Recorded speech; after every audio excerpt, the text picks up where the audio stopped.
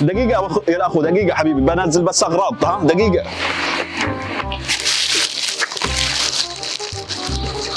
ويش في ده ما اقدر حتى الناس صيام وهذا مأخرنا ده.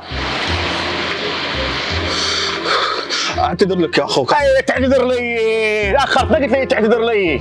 ما عليه، احنا في شهر رمضان، شهر الإحسان، شهر الأخلاق يا ابن الحلال، وش فيكم يا ناس أنتم؟ اي رمضان انت خليني بس افطر عليك بس. كل أنتم معصبين في الشهر الفضيل. راح عني بس راح انا فاضي لك.